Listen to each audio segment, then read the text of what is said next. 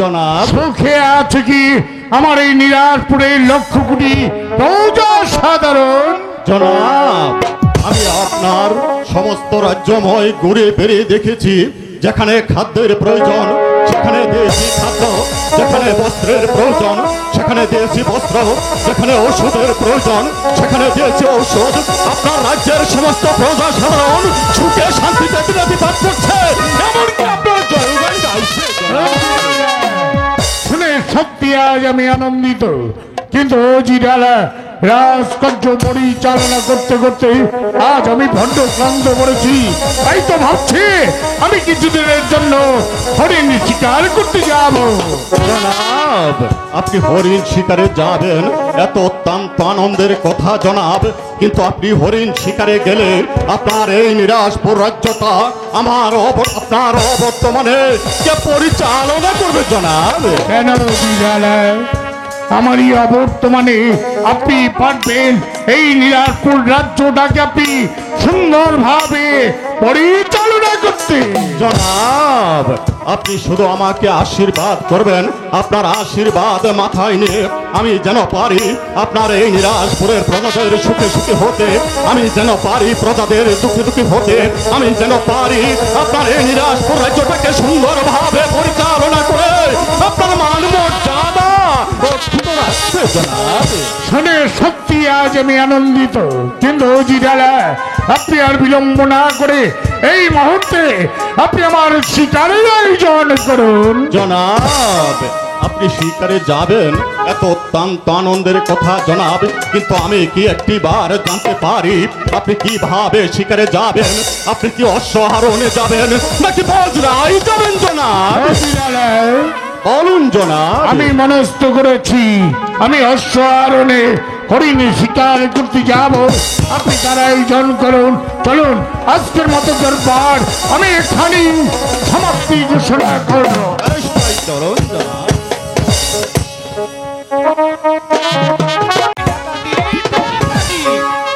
সারা জীবন ডাকাতি করেছি, মানুষের টাকা পয়সা ধন দৌলত আর হীরা জহরত পেয়েছি। ডাকাতি করে পেয়েছি শুধু মানুষের ঘৃণা লাঞ্ছনা আর পেয়েছি অবজ্ঞা।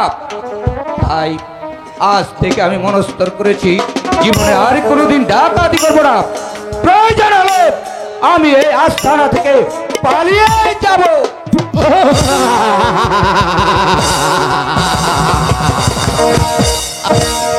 তুই ডাকাতি করবে না, তুই ডাকাতি করবে না। আমি আর কোনোদিন ডাকাতি করবো না। তোকে তোকে কিভাবে ডাকাতি করাতে হয় সেটা আমার ভালো করে জানা আছে।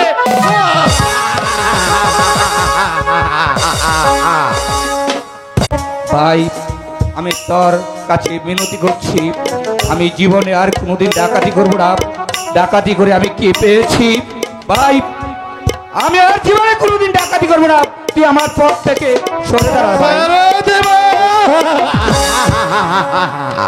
তোকে ডাকাতি করতে হবে, কিভাবে যে তোকে ডাকাতি করতে হয় সেটা আমার ভালো করে জানা আছে।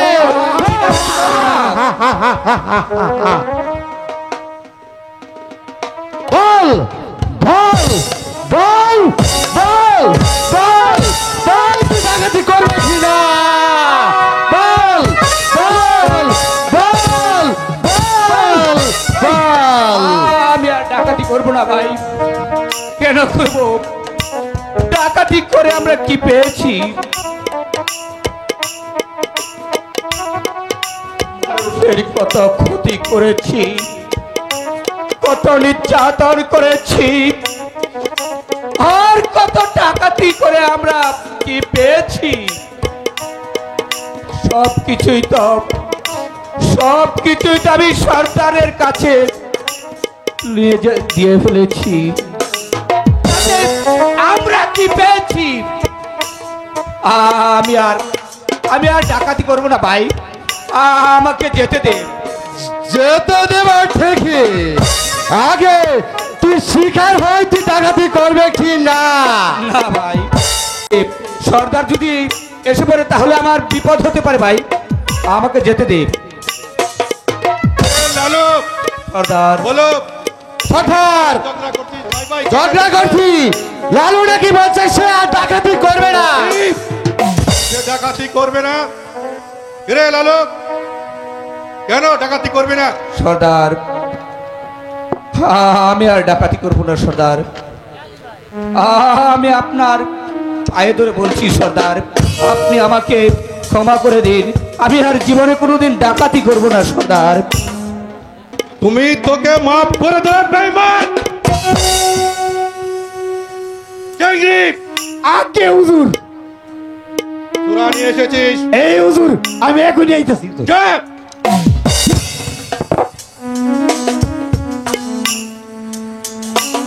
সত্যি করে বল, ডাকাতি করবে কিনা? না সর্দার, বলছি তো আমি আর ডাকাতি করব না, আপনি আমাকে যেতে দিন সর্দার। রে ক্রিস, এক গ্লাস ঢেলে দে।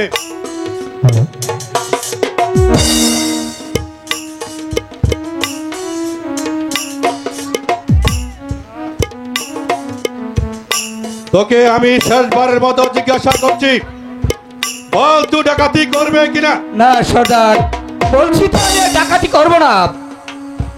ডাকাতি করবি না? না সর্দার। আজ আজ আমি বুঝতে পেরেছি তুই কত বড় বেঈমান। সর্দার, একবার তোর অতীতকে স্মরণ করে দেখ বেঈমান। তুই একদিন এক মুঠো ভাতের জন্য দাঁড়ে দাঁড়ে ভিক্ষা করেছিলি। সর্দার, একদিন আমার সামনে পেয়ে আমাকে তুই পাও ধরে ধরে বলেছিলি, সর্দার, সর্দার আমাকে কিছু খেতে দিন। আজ আমি 3 দিন কিছু খেতে পারিনি। তোর চোখের জল দেখে আমার এই হৃদয়টা কেঁপে উঠেছিল। আর সেদিন আমি তোকে তুলে নিয়ে আমার রাতেই তোকে স্থান দিয়েছিলাম। নিজের সন্তানের মতো তোকে আমি মানুষ করেছি। আর আমি যা শিখেছি আমি তাকে তাই শিখিয়ে দিয়েছি। আর আজ তুই বলছিস ডাকাতি করবি কিনা? আমার মনে বড় আশা ছিল রে সর্দার, তুই তুই এত বড় বেঈমান সর্দার। আমি কোনোদিন বুঝতে পারি না।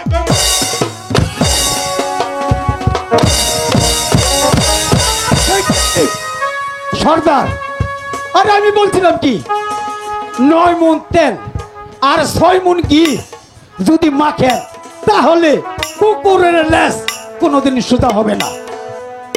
বল চেংড়ি কি করতে হবে? আরে মানে বুঝলেন না, মানে আঙ্গুলটাকে বাঁকা করতে হবে আর কি। আমি বুঝতে পেরেছি।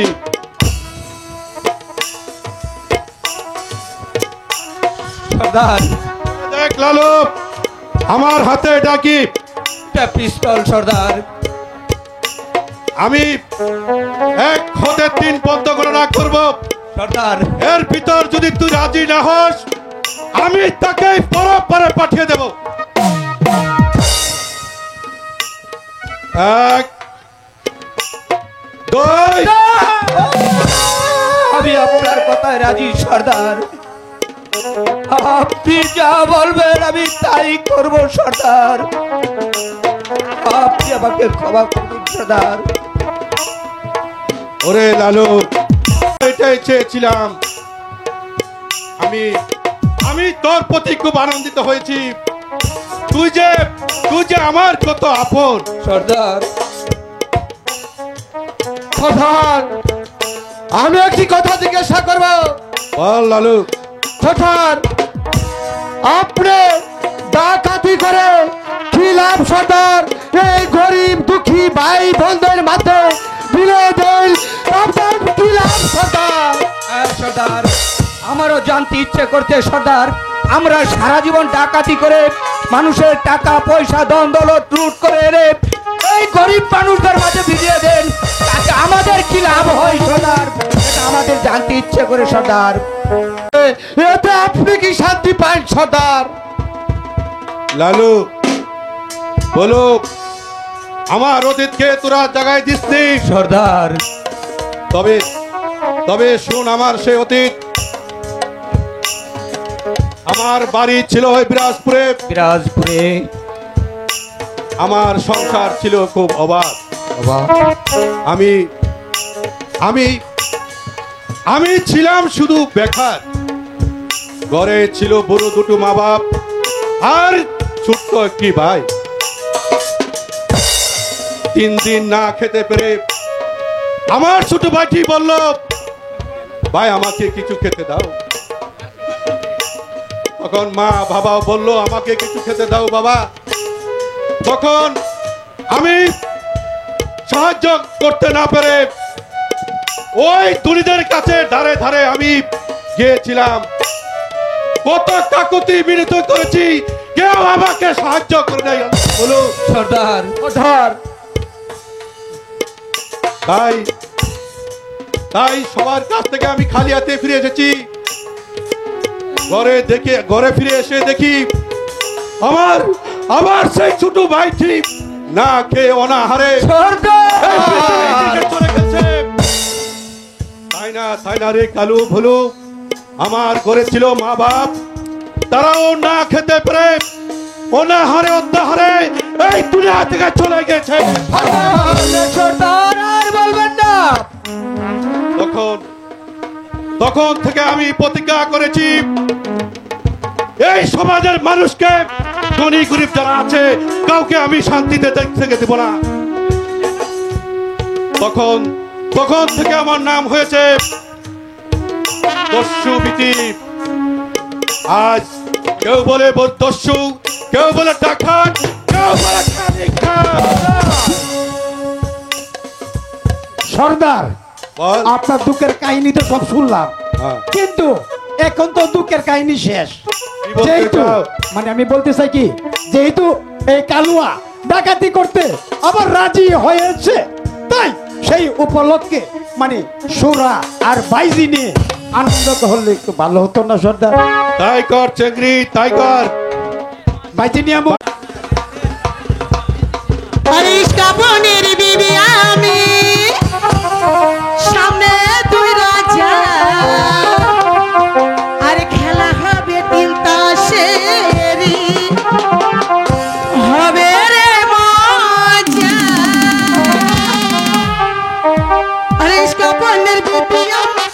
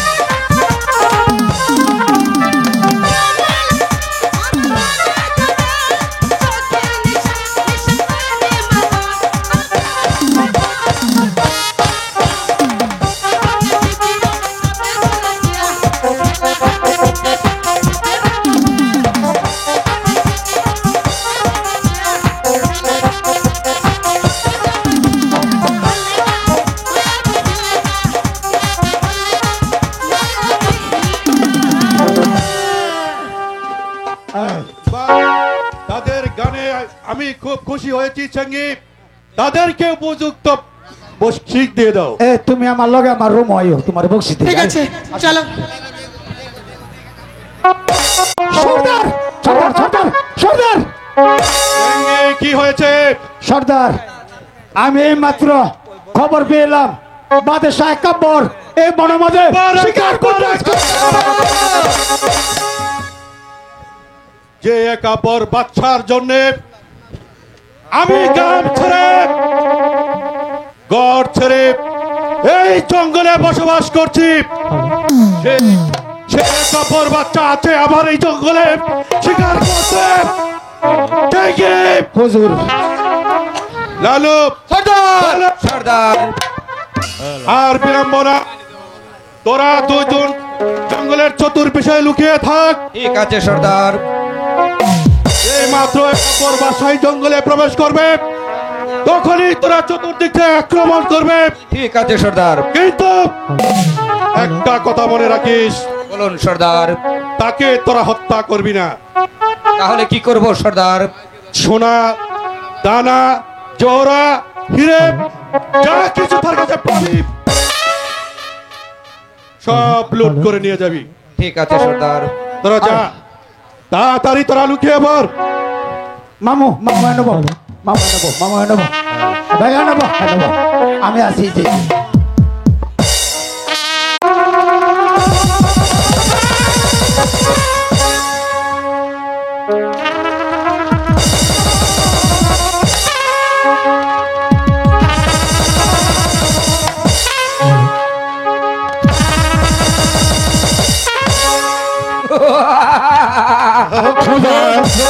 এত চেষ্টা করলাম, একটি শিকার আমি মিলাতে পারলাম না।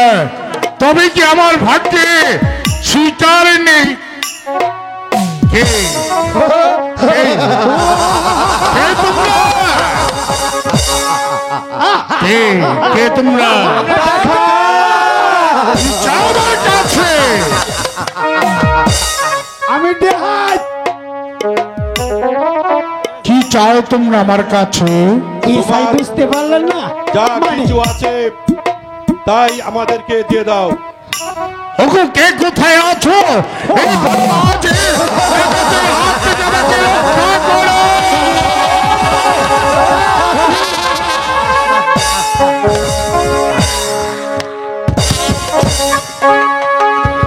এ তোরা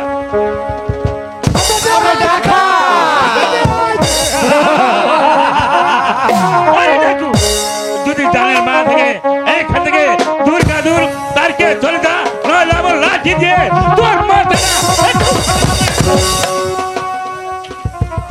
এই রে জঙ্গলির বাচ্চা, ওই দেখো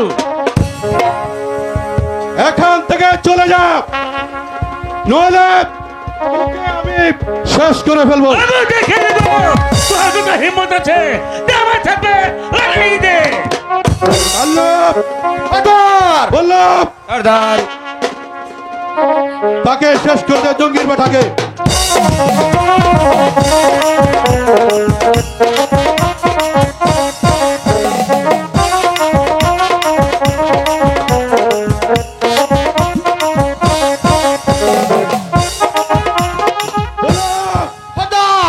যেভাবে পারিস জঙ্গলি বেটাকে শেষ কর।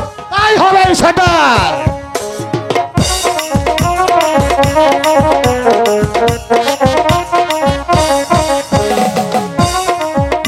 ওই দেখো আমি ডাকাত কালির খা। এখান থেকে দুর্গা দূর তারকে চলে যা, নাইলে আমি তোকে লাঠি দিয়ে মাথাটা 2 ঘন্টা করে দিব। আমি তাই যাচ্ছি সর্দার।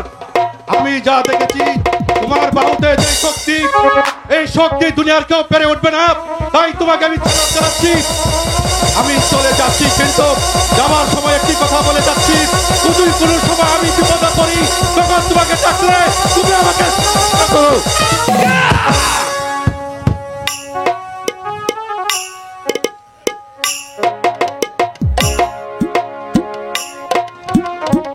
এখানে দাঁড়া।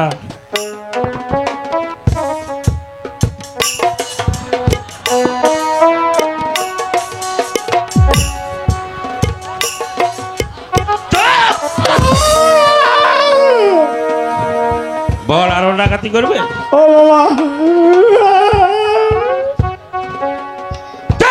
বাবা, বাবা, ও বাবা, তুমি আমার বাপ, আমার বউর বাপ, আমার 14 গোষ্ঠীর বাপ লাগো বাবা, মাফ করে দাও বাবা। ঠিক আছে, আমি তোকে মাফ করতে পারি। কি করতে? ও বাবা, কি শর্ত বাবা? এখান থেকে কান ধরতে ধরতে চলে যাবে? ঠিক আছে বাবা। ও বাবা এই, এই, বললাম, ছোট্ট বাচ্চা, কে তুমি ভাই?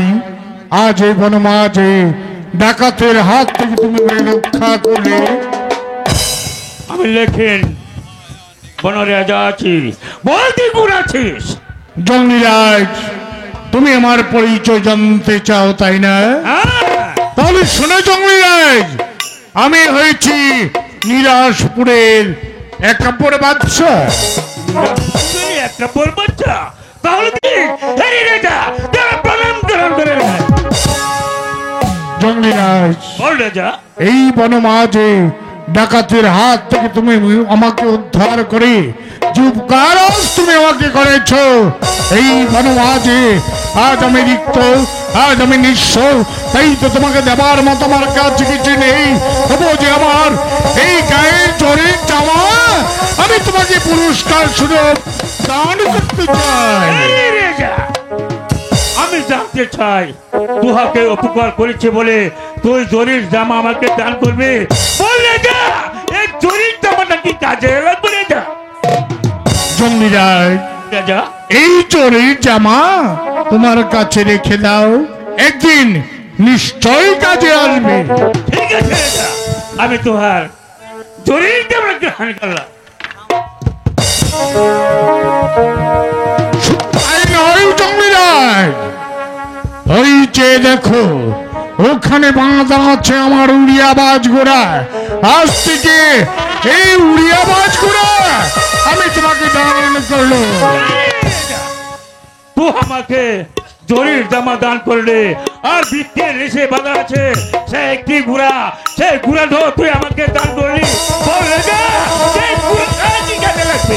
জঙ্গলিরাজ, এই বনমাঝে চলতে নিশ্চয়ই তোমার কষ্ট হয়, তাই তো এই উড়িয়াবাজ ঘোড়া আজ থেকে আমি তোমাকে দান করলাম। এই উড়িয়াবাজ ঘোড়ায় চড়ে যেখানে অন্যায় দেখবে, বিপদের হাত থেকে মানুষকে রক্ষা করবে, এই যে আমার মূল উদ্দেশ্য। আমি তাই ভাবছি, তুই যখন আমাকে এই জরি জামা দিয়েছিস আর উড়িয়াবাজ ঘোড়া দিয়েছিস, আর আমি যখন এই জঙ্গল থেকে এই জঙ্গল মেহে বাস করি, এই জঙ্গল মেহে এই জঙ্গলে গেলে সবাই লাগে আমার 3 ঘন্টা, আর ঘোড়া লাগে গেলে সবাই লাগে মাত্র আমার 1 ঘন্টা। চল রাজা, আমি তুহার পুকারে পৌঁছে দিচ্ছি। ঠিক আছে জঙ্গলিরাজ, তাই চলো। তাই চলো।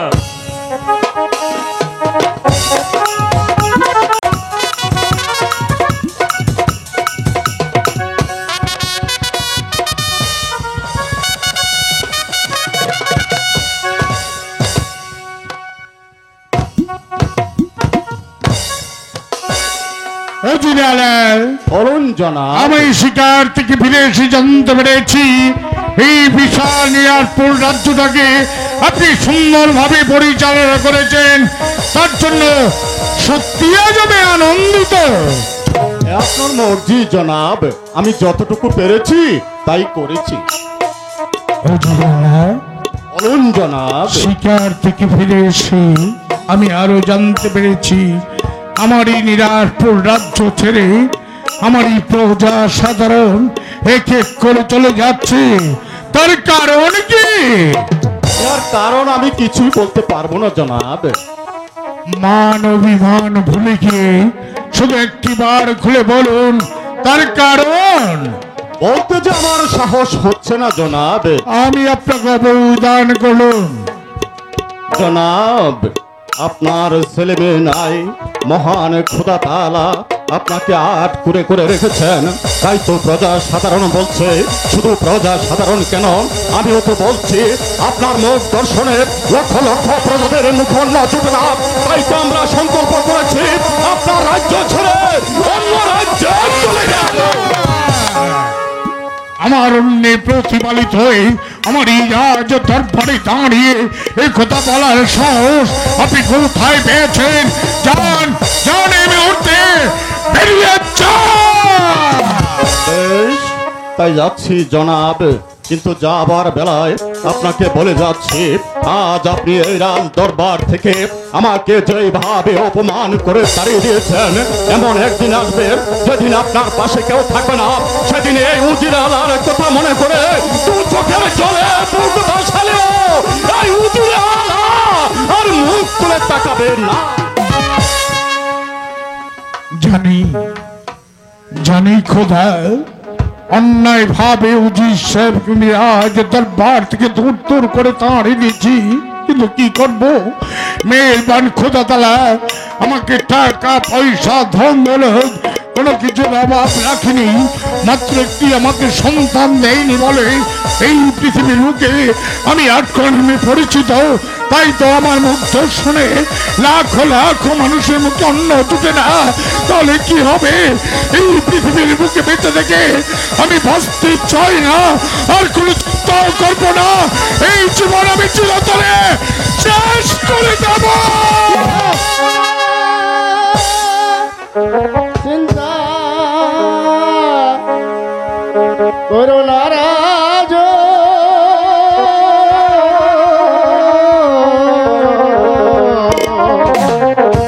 পিতা পিতা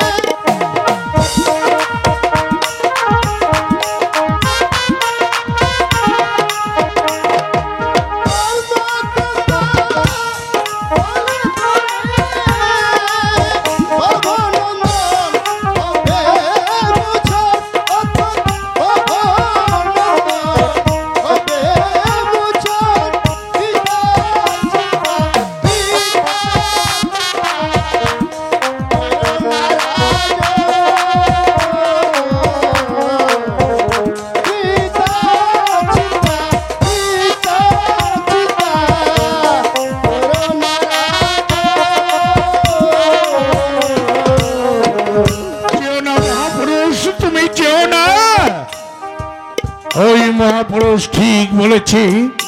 মেহেরবান খোদা তাআলা যখন এই পৃথিবীর বুকে আমাকে আটকুলা বানিয়ে রেখেছে, তাহলে কেন কেন আমি চিন্তা করব? আমি আর কোনো চিন্তা করব না। আর এই জীবন আমি রাখতে চাই না। এই মুহূর্তে আমি বেগমের কাছ থেকে বিদায় নিয়ে এই নিরাজপুর রাজ্য ছেড়ে আমি চিরদিনের মতো চলে যাব।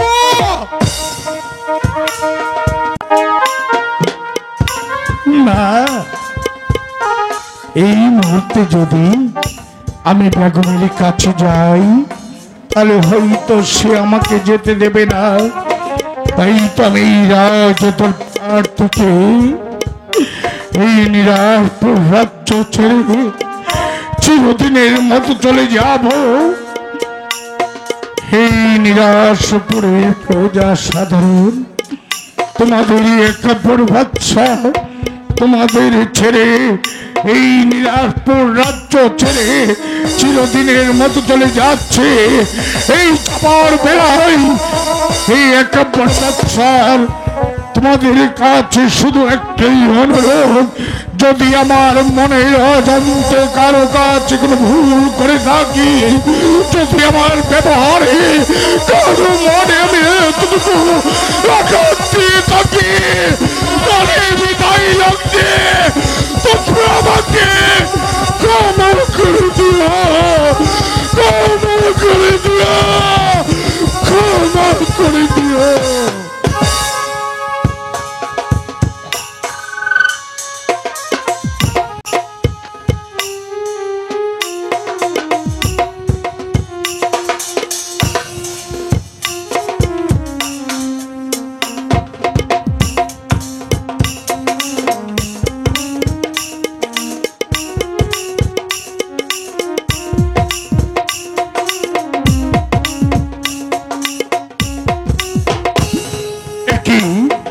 হঠাৎ করে সিংহাসন খানাকে ফুটলো কেন? পিতা, পিতা গো, তোমার দেওয়া এই সিংহাসনের মান মর্যাদা আমি ধরে রাখতে পারিনি পিতা, তুমি আমাকে ক্ষমা করে দিও পিতা, তুমি আমাকে ক্ষমা করে দিও। বিদায় নিরাজপুরের প্রজা সাধারণ, বিদায় শৈশবের খেলাঘর, বিদায় বিদায়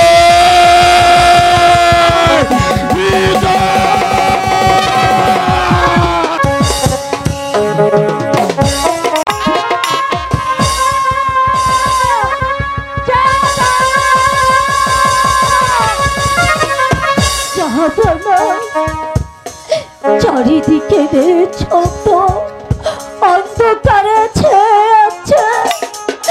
এখনো আমার জাহাপানার সন্ধান পেলাম না। তাহলে কি আমার জাহাপানা একটি সন্তানের আশায় চলে গেছে?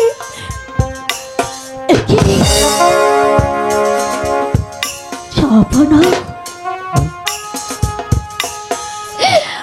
জাহাপানা, রাস মুকুট ফেলে, রাস সিংহাসন ফেলে আমার জাহাপানা চলে গেছে। একটি পুত্র সেবার কারণে আমার জাহাপানা চলে গেছে আমাকে ছেড়ে।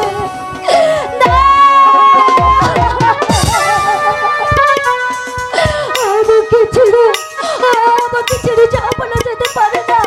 আমার জাহাপানা যে পথে চলে গিয়েছে আমিও সেই পথেই চলে যাব। যদি হবে গো আমার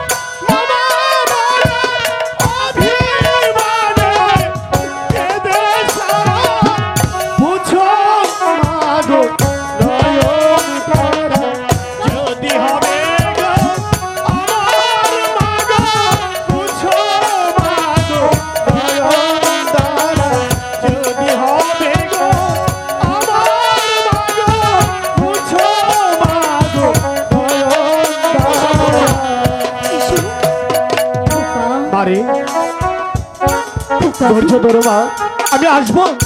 আসবে হ্যাঁ মা, সত্যি বলছো? আমি 10 মাস 10 দিন পরে গর্ভে ধারণ করে তোরই কুলে ভূমিষ্ঠ হয়ে তোর অরুজাত সন্তান হয়ে আসবো মা। সত্যি? আমার জন্য অপেক্ষা কর মা। হ্যাঁ হ্যাঁ মা, আমার জন্য তুমি অপেক্ষা করো, আমি তোমার কোলে ফিরে আসবো মা। যদি হবে গো আমার ভাগে জয়ঙ্গা, যদি হবে গো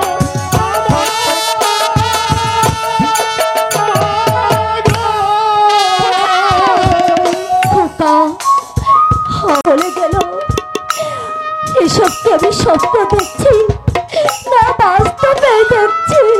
বাস্তব দেখছি।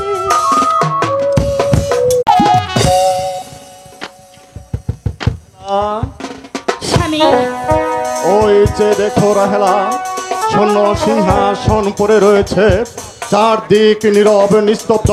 আমাদের জাহাপনা মনের দুঃখে এ রাজ্য ছেড়ে অন্য রাজ্যে চলে গেছে। স্বামী, বাদ প্রতিবাদ ভুলে গিয়ে আপনি জাহাপনাকে ফিরিয়ে আনুন, তা না হলে যে বোন জাহানারা কেঁদে কেঁদে নিঃশেষ হয়ে যাবে। না রাহেলা, আমি আবার জাহাপনাকে ফিরিয়ে আনবো কেন? যার মুখ দর্শনে লক্ষ লক্ষ প্রজাদের মুখে অন্ন জুটে না, সেই জাহাপনাকে আমি ফিরিয়ে আনতে পারবো না। তাছাড়া জাহাপনা আমাকে এই রাজ দরবার থেকে অপমান করে তাড়িয়ে দিয়েছে। স্বামী, রাহেলা, এতই করে যখন তুমি আমাকে বলেছ, তাহলে চলো আমরা আগে বেগম সাহেবার সঙ্গে সাক্ষাৎ করি, তারপর যাব আমাদের জাহাপনার সন্ধানে। হ্যাঁ স্বামী, হ্যাঁ তাই চলুন, তাই চলুন তাই স্বামী। চলো রাহেলা।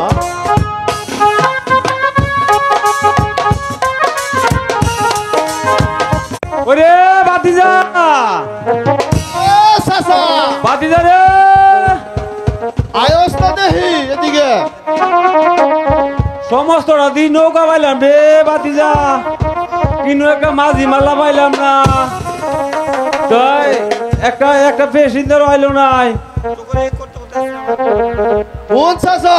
হ্যাঁ ক বাতিজা ক। আজকে বাও বাতাসটা বেশি একটা ভালো না, বইটা ভালো দিকটা করিস। আচ্ছা বাতিজা একটা গান গা, এই কেউ আইনি। বাতিজা একটা গান গায় লাই। উঠলো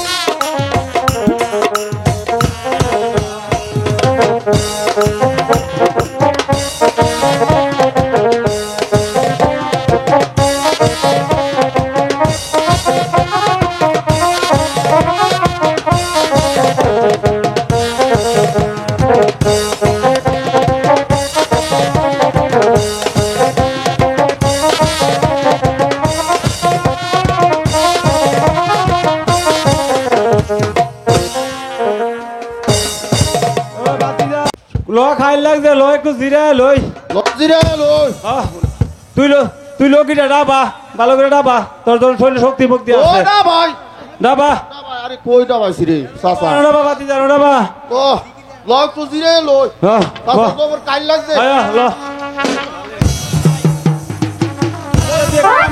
বাইর কইরে ফুটস্তা তুই বাইর কইরে কেউ আইবি দেখ মাঝি ভাই, এই যে মাঝি ভাই, তোমরা কি আমাকে একটু ওপারে পার করে দেবে? মাঝি ভাই, দেখছে রে বাতি যা এই যে মাঝি ভাই, কেটা ডাকতেছে দেখছে কেউ তোমরা আসে কি আমাকে ওপারে পার করে দেবে? খিরে 6-7 দিন ধরে ঘুমাই না রে ফেডের ফেডের করতেছ দেখছ রে চাচা বাতি যা দেখ ফেটের ভেতরে কি দাও আছে মাঝি কেউ ভাই, এই যে মাঝি ভাই, এই চাচা বাতি যা কো করে গজব হইছে কি রে বাতি যা 3 দিন ধরে যার মুখ দেখলে ফেটো ভাত করে না সে আছে আমাদের গাড়ির মধ্যে ও চাচা দেখো এমন কথা কইছ না আল্লাহ জারে কখন কি করে এটা কোনো বলা যায় না মাঝি ভাই, দেখ তোমরা কি আমাকে একটু ওপারে পার করে দেবে? যাহাবো না আপনার এই অবস্থা কেন একটু আগে তো তোমরাই বলেছো মেয়ের বাড়ি খোদা তালা আমাকে আটখোড়া বানিয়ে রেখেছে, তাই তো আমার মুখ দর্শনে লাখো লাখো মানুষের অন্ন জুটে না, তাই তো আমি মনস্থ করেছি এই নিরাশপুর রাজ্য ছেড়ে আমি চিরদিনের মতো চলে যাব। তোমরা কি আমাকে একটু ওপারে পার করে দেবে? ঠিক আছে যাহাবো না আসো নামে উঠো আচ্ছা মাঝি ভাই, দূর থেকে দাঁড়িয়ে তোমাদের মুখ থেকে আমি একখানা গান শুনতে পেরে ধরে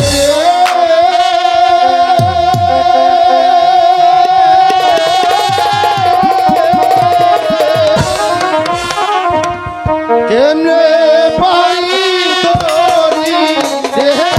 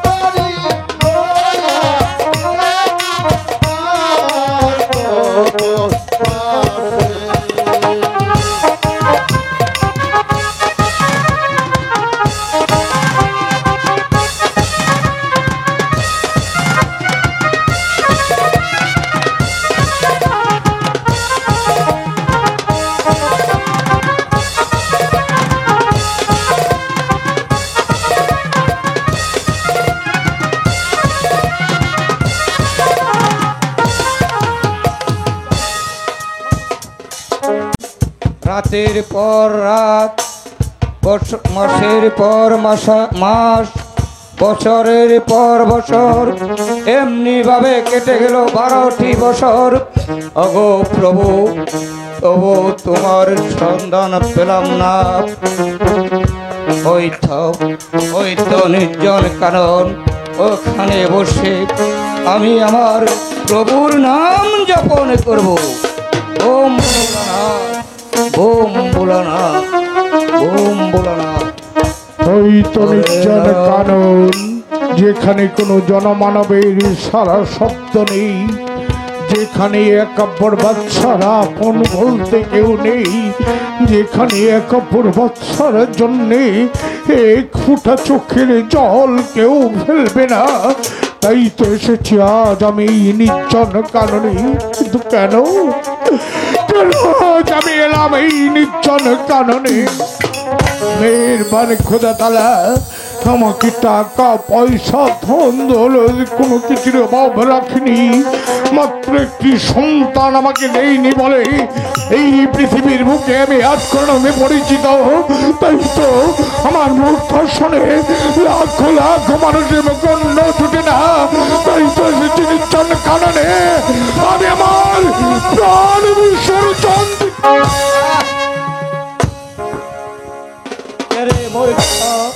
তো আমাকে করলে ধ্যান ভঙ্গ, আমি তোমাকে দিলাম পুত্র মণিবর, এই পৃথিবীর বুকে আমার যে কোনো সন্তান নেই। কে বলেছে নেই?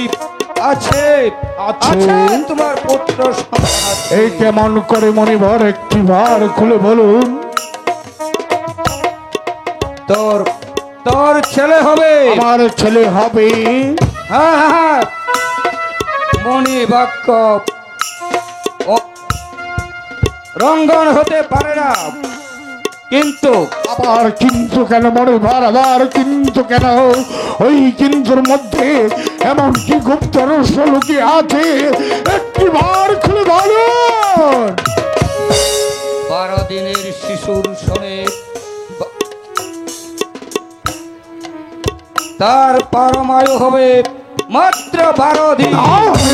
মণিবর না, তা হতে পারে না। যাও, এই পৃথিবীর বুকে আমি আটকো নামে পরিচিত হোক, আমার একটি সন্তান হবে, তারপরে মাত্র 12 দিন। তা হতে পারে না মণিবর, তা হতে পারে না। তুমি তোমার বাক্য ফিরিয়ে না। মণির বাক্য ফিরিয়ে নেবার নয়।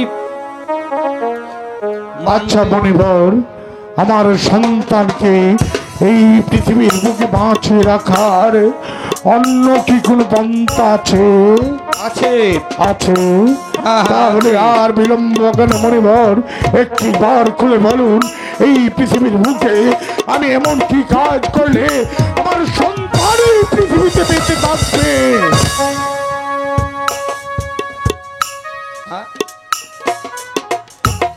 যদি সে 12 দিনের ছেলের সঙ্গে 12 বৎসরের মেয়েকে বিবাহ দিয়ে, শুধু তাই নয়, বিবাহ রাত্রে পুত্র ও পুত্র বধূকে 12 বৎসরের জন্য নির্বয়স হয়ে দিতে হবে। না মণিবর না, এটি কখনো সম্ভব? আমার সন্তানের বয়স যখন 12 দিন হবে, 12 বছরের কন্যার সঙ্গে তার বিয়ে দিতে হবে, তা কখনো সম্ভব নয় মণিবর, তা কখনো সম্ভব নয়। শোন মূর্খ, মণির বাক্য ফিরে নেবার মতো নয়। মণির বাক্য মানলে আশীর্বাদ, না মানলে অভিশাপ। অভিশাপ। ওই চেয়ে দেখো, পাহাড়ে আগুন লেগেছে। পাহাড়ে আগুন লেগেছে। ওই তো মণিবর চলে গেল, এসেছিল মামাই নির্জন কাননে আমি আমার প্রাণ বিসর্জন দেব বলে ওই মণিবর বলেছে আমার একটি সন্তান হবে। তাহলে কেন আমি আমার প্রাণ বিসর্জন দেব? আমি আমার প্রাণ বিসর্জন দেব না। আবার আমি ফিরে যাব, আবার আমি ফিরে যাব নিরাশ লাগছে। তারপর আমি বেগমের কাছে গিয়ে সব কিছু খুলে বলবো। আমি চাই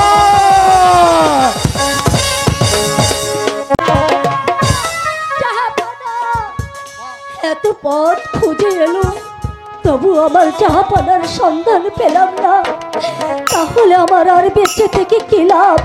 হয়তো হয়তো নদী দেখা যাচ্ছে, ওই নদীর জলে যে আমি নদীর জলে যে ডুবে মারা যাব। মরো মরো জানারা, বেঁচে থাকার হচ্ছে যে মরা অনেক অনেক ভালো। আপনি ফিরে এসেছেন? হ্যাঁ বেগম, আমি ফিরে এসেছি, কিন্তু একটিবার কি তুমি জানতে চাইলে না রাজ দরবার ফেলে আমি কোথায় গিয়েছিলাম, কেন গিয়েছিলাম? বলুন না জাহাপনা, কোথায় গিয়েছিলেন বলুন না। তাহলে শোনো বেগম, এই পৃথিবীর বুকে আমি আটকর নামে পরিচিত, তাই তো আমার মুখ দর্শনে লাখ লাখ প্রজাদের মুখন্ন জুটে না, তাই তো আমি নিরাজপুর রাজ্য ধরে ছুটে গিয়েছিলাম অঞ্চল কাননে আমি আমার প্রাণ বিসর্জন দিতে। কি বলছে জাহাপনা, প্রাণ বিসর্জন দিতে? হ্যাঁ বেগম, তারপর কি হয়েছে জানো? পরে কি হয়েছে বলুন। আমি যখন প্রাণ বিসর্জন দিতে উদ্যত হই, সাক্ষাৎ হলো এক মণিবরের সঙ্গে। বলুন মণিবর। ওই মণিবর কি বলেছে জানো? ওই মণিবর বলেছে বলেছে বলুন। তুমি একটি পুত্র সন্তানের জননী পুত্র হবে। সন্তান? হ্যাঁ বেগম, বলুন পুত্র কিন্তু সন্তান। তোমার সন্তানের পরমায়ু, পরমায়ু? তোমার সন্তানের পরমায়ু মাত্র পার্বতী। কি বলছে জাহাপনা? কেন বেগম? আমার সন্তান হ্যাঁ বেগম, 12 দিনে তুমি কি চাও না বনবাসে? এই নিরাজপুর রাজ্য থেকে আমাদের আটকুয়ার নাম মুছে যাক? তুমি কি চাও না বেগম আর কখনো প্রজারা আমাকে আঙুল দেখিয়ে বলবে না ওই তো ছুটে যাচ্ছে নিরাজপুরের আটকুড়া বাচ্চা? হ্যাঁ যাব না, আমি চাই আমি আর কাঁদবো না। আমি চাই আমাদের জন্য এই আটখুরো নামটা আর যেন না থাকে, এই প্রজাদের নিয়ে যেন সুখে শান্তিতে যেন আপনি কিন্তু বাস করতে বেগম, পারেন। তোমার সন্তানকে এই পৃথিবীর বুকে বাঁচিয়ে রাখার একটা পন্থা কিন্তু দিয়েছেন। কি দিয়েছেন? তোমার সন্তানের পরমায় যখন 12 দিন পূর্ণ হবে, 12 বৎসরী কন্যার সঙ্গে তোমার বিয়ে দিতে হবে। শুধু তাই নয় বেগম, বাসর রাত্রি দিতে হবে তাদেরকে 12 বৎসরের জন্য নির্বাসনে। কি বলছি জাহাপনা, আমার একমাত্র সন্তানকে আমি 12 দিনের জন্য বনবাসে দিয়ে আমি কেমন করে মা হয়ে বেঁচে থাকবো? থাকতে হবে বেগম, থাকতে হবে। চেয়ে দেখো, তোমার দিকে তাকিয়ে আছে নিরাজপুরের লাখ লাখ সন্তান। তুমি কি পারো না বেগম?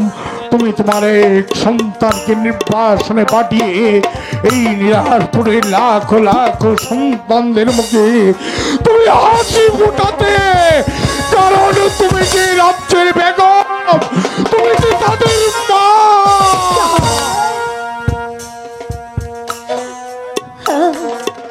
আমি পাবো তো, আমি যে মা, এই প্রজাদের মুখে হাসি ফুটানোর জন্য আমি পাবো। বেশ বেগম, আমি এই মুহূর্তে বড্ড ক্লান্ত, বিশ্রামের আমার প্রয়োজন। আমি যাচ্ছি বিশ্রামে, তুমি পরে এসো। এখনো দেহের মা, তুমি আমাকে শান্তি ফিরিয়ে দিও। খেতে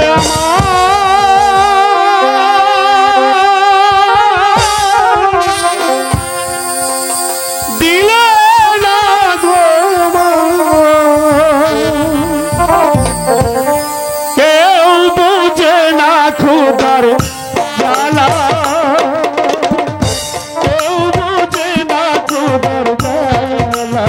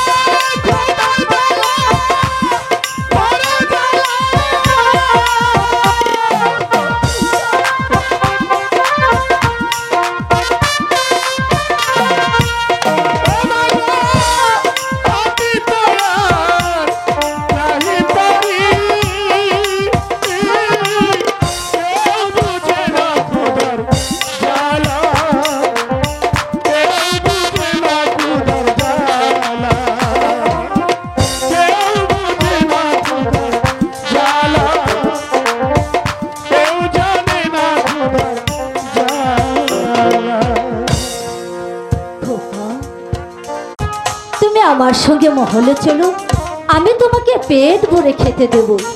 সত্যি বলছো না? এই তো তোমাকে ছুঁয়ে বলছি, ঠিক আছে, আমি তাই তোমাকে চলো। পেট ভরে খেতে দেবো, চলো আমার সঙ্গে।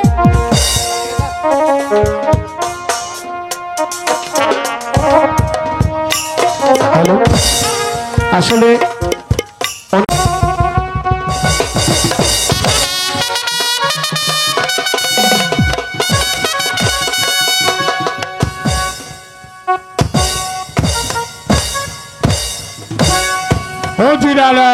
বলুন জনাব। অন্তপুর থেকে এখন পর্যন্ত কোনো সংবাদ নিয়ে আসছে না, তার কারণ আমি খুঁজে পাচ্ছি না। জনাব, আমিও তো তাই ভাবছি। ওই তো দাসীগণ হাসতে হাসতে আপনার এই রাজ দরবারের দিকে চলে আসছে।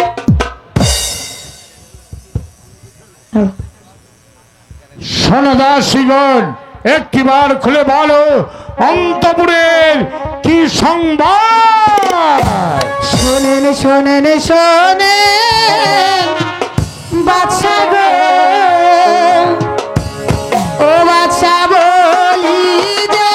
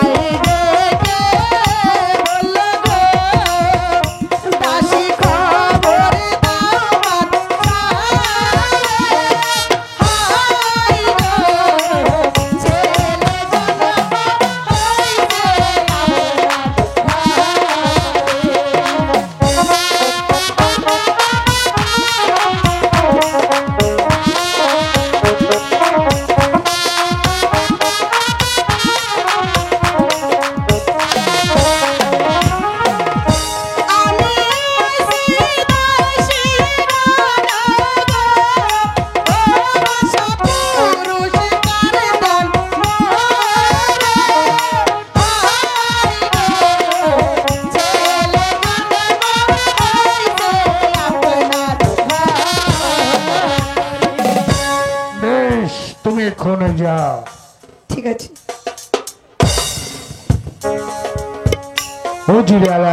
বলুন জনাব। আল্লাহ তাআলার রাসের রহমতেই এই পৃথিবীর বুক থেকে আমার আটকর নাম মুছে নিয়ে আমার একটি পুত্র সন্তান হয়েছে। এবার আপনি খুলে বলুন নজির আলা, আমি আমার একমাত্র সন্তানের কি নাম রাখতে পারি? জনাব, মেহেরবান খোদা তাআলার অশেষ রহমতে আপনি যখন একটি পুত্র সন্তানের বাবা হয়েছেন, তাহলে আমার মনে হয় এই রাজ্যের সেরা রাজ জ্যোতিষী দ্বারা গণনা করে নামটি রাখতে ভালো হতো জনাব। উত্তম যুক্ত জিরালা, আমি তাই করব। এই কে আছিস রাজ জ্যোতিষী?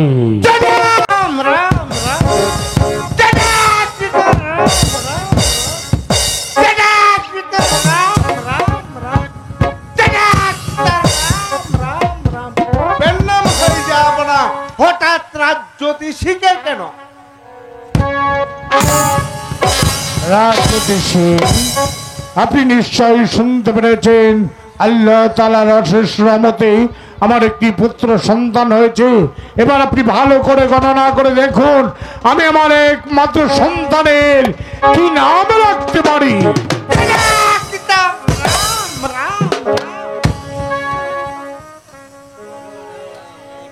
আমি গনা শোনা দিতে হবে বেলা বাজারের জাহাঙ্গীর ভাইয়ের গয়নার সোনা।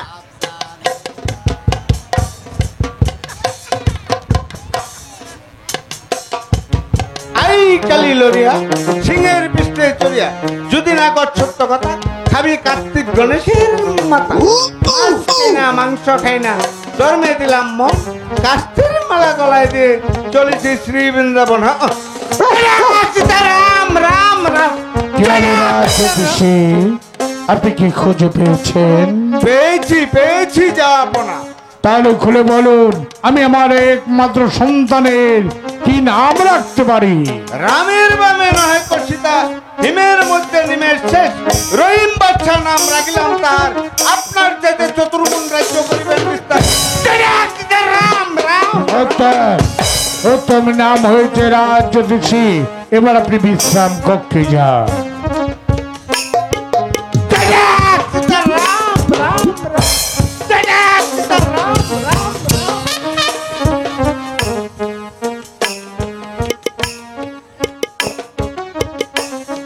দেখেছেন, তাই আমি নিজে অত্যন্ত আনন্দিত হয়েছি। আপনি কেন আজকের এই আনন্দের দিনে এত চিন্তিত হয়েছেন জনাব?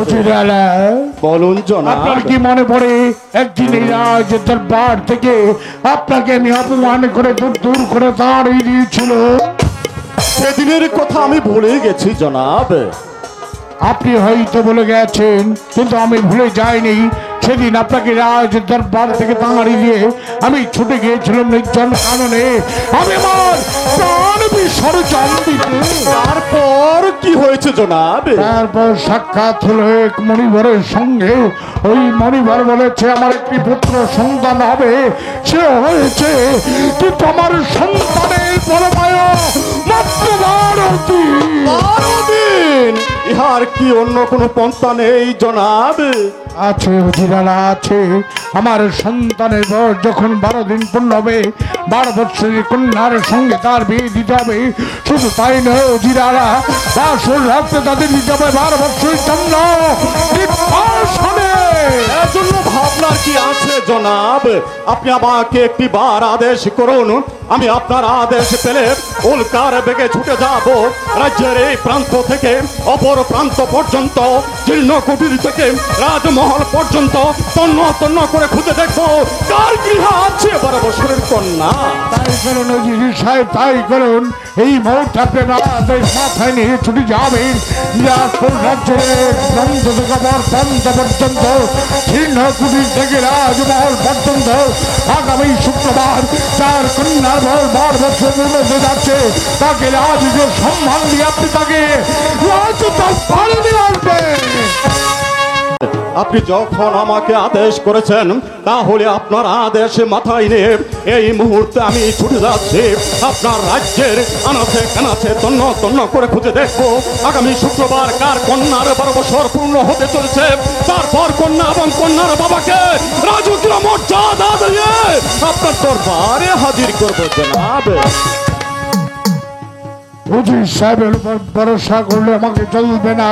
আমাকে জানতে হবে আগামী শুক্রবার এই নিরাজপুর রাজ্যের মধ্যে কার কন্যার বয়স 12 বছর পূর্ণ হতে যাচ্ছে। আছিস রাজ্যতীষী।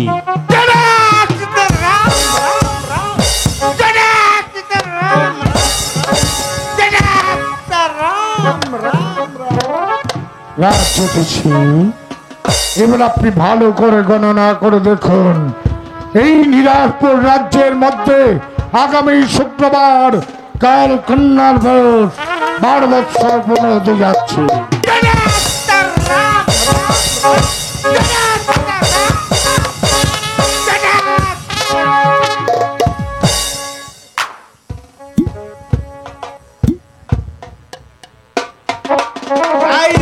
তাই শ্বশুর বাড়ি যাই, ছোট্ট বয়ে বাপ ডাকিলে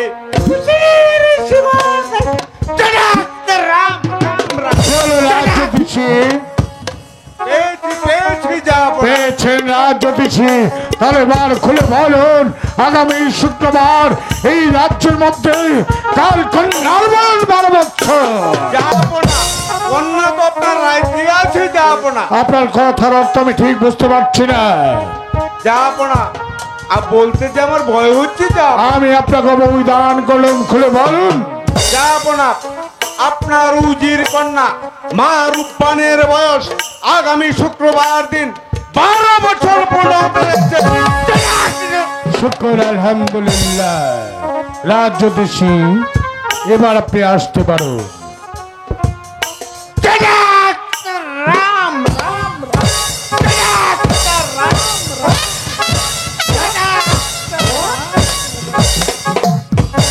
অজির সাহেবকে পাঠিয়েছে 12 বৎসরের কন্যার সন্ধান করতে, কিন্তু অজিরালা এখন পর্যন্ত ফিরে আসছে না।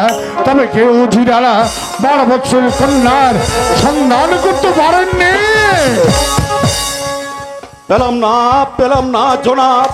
আমি আপনার এই নিরাজপুর রাজ্যটা তন্ন তন্ন করে খুঁজে দেখছি, কোথাও কোনো 12 বছরের কন্যার সন্ধান করতে পারেনি জনাব। বলুন জনাব। আপনি সমস্ত নীলারপুর রাজ্যটা তন্ন তন্ন করে খুঁজেও 12 বৎসরের কন্যার সন্ধান করতে পারেননি। কিন্তু আমি আজ দরবারে বসে আমি যে 12 বৎসরের কন্যার সন্ধান করতে পেরেছি। জনাব, তাহলে আপনি আমাকে একটিবার খুলে বলুন, কার গৃহে আছে 12 বছরের কন্যা। আমি এই মুহূর্তে উল্টার বেগে ছুটে যাব, তারপর সেই কন্যা এবং কন্যার বাবাকে রাজকীয় মর্যাদা দিয়ে আপনার দরবারে হাজির করব। বলুন। আপনাকে এত বিচলিত হতে হবে না, কন্যাটি আমার প্রাসাদীর হয়েছেন। জনাব, আপনার এই কথার অর্থ আমি কিছুই বুঝতে পারছি না জনাব। শুনতে চান? বলুন জনাব। তাহলে শুনুন, আগামী শুক্রবার এই নিরাজপুর রাজ্যের মধ্যে আপনার একমাত্র কন্যা মা রূপবানের বয়স 12 বছর পূর্ণ হতে যাচ্ছে। তাই তো আমার একমাত্র সন্তান রহিম বাচ্চাকে মা তাবার জন্য আপনার একমাত্র কন্যা মা রূপবানকে আমি বিক্রি চাই। জনাব, বাদশার ছেলের সঙ্গে আমার কন্যার বিবাহ, এর চেয়ে আনন্দের বিষয় আর কি হতে পারে? কিন্তু বিবাহ যে পুতুল খেলা নয়, হয় খেললাম না হয় ভেঙে ফেলে দিলাম। একটা 12 দিনের পুতুলের হাতে আমার 12 বছরের কন্যা মা রূপবানকে আমি কিছুতেই অর্পণ করতে পারবো না জনাব। আপনি যদি আমার প্রস্তাব মেনে নেন, প্রয়োজন হলে এই নিরাজপুর রাজ্যের অর্ধেক অংশ আমি আপনার নামে লিখে দেব।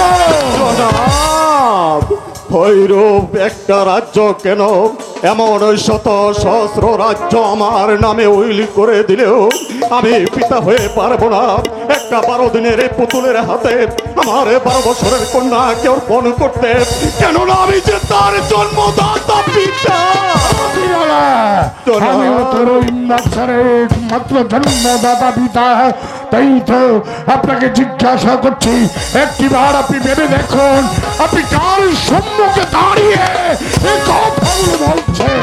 জনাব, বৃথায় অনুরোধ করে কোনো লাভ নেই জনাব, আপনি আমাকে ক্ষমা করবেন জনাব। জনাব, শেষবারের মতো আপনাকে আমি জিজ্ঞাসা করছি, আপনি তো শুধু আমার উজির নয়, আপনি আমার বড় ভাই। তাই তো আমার সন্তানকে রক্ষা করার দায়িত্ব তো আপনার রয়েছে। তাই তো আমার সন্তানকে রক্ষার জন্য আপনার একমাত্র কন্যাকে আমি বিক্রি চাই। জনাব, আমি পারবো না জনাব, কেননা আমি যে জন্মদাতা পিতা, কি করে একটা 12 দিনের পুতুলের হাতে আমার কন্যাকে অর্পণ করব?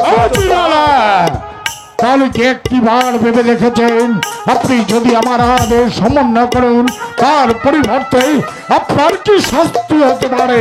জানি জনাব, জানি আপনার অন্যায় আদেশে আমার প্রাণ দণ্ড হতে পারে, কিন্তু আমার তুচ্ছ প্রাণের জন্য আমার মাতৃহীনা মায়ের সর্বনাশ আমি করতে পারবো না। বরং তার পূর্বে আমার মাকে গলা টিপে হত্যা করে ওই নদীর স্রোতে ভাসিয়ে দেব। আপনি যদি আপনার একমাত্র কন্যাকে রক্ষার জন্য এত কঠোর হতে পারেন, এত নির্মম হতে পারেন, তাহলে আমি কি পারি না আমার একমাত্র সন্তান রহিম বাচ্চাকে বাঁচাবার জন্য একটু কঠিন হতে, একটু কঠিন হতে? তাই তো আপনাকে শেষবারের মতো আমি আপনাকে জিজ্ঞাসা করছি, বলুন, জবাব দেন। পারবো না জনাব, আমি পারবো না। আপনি রাজাদের সামান্য করে অপরাধ করেছেন, তাই তো ভাবছি আপনি রাজ অপরাধী, আপনাকে কি শাস্তি আমি দিতে পারি। রাজাদের সামান্য করে যে অপরাধ আপনি করেছেন তার শাস্তি হচ্ছে একমাত্র মৃত্যুদণ্ড।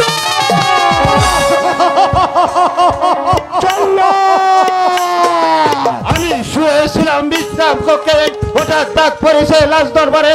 জানি না কোন মায়ের বুক খালি করতে হবে, জানি না কোন পদের শাখা সিঁদুর মুছে দিতে হবে।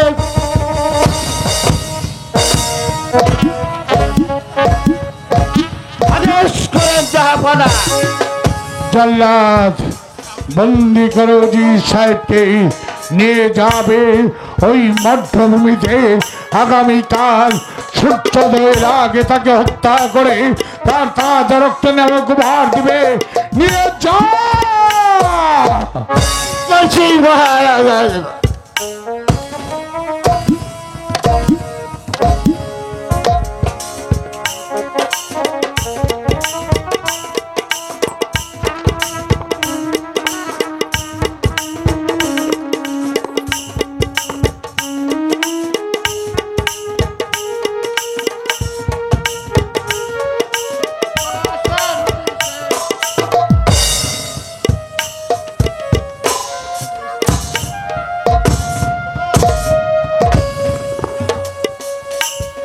জনাব, আপনার বিচারে আজ আমি বন্দী, কিন্তু জনাব আমার মৃত্যু, আমি আপনাকে অনুরোধ করে যাই, আমার বর্তমানে আমার মাতৃ আমাকে যেন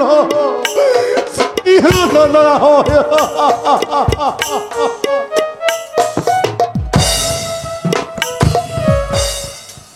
জানি জানি উজির সাহেব, অন্যায় আদেশে আমি আপনাকে হত্যার আদেশ দিয়েছি, কিন্তু কেন কেন আজ এই নিরাশপুরের এই সিংহাসনে বসে আজ আমি অন্যায় বিচার করতে বাধ্য হলাম? কেন বা অন্যায় ভাবে আপনাকে আমি হত্যার আদেশ দিয়েছি, কিন্তু কেন আজ আমি অন্যায় বিচার করেছি?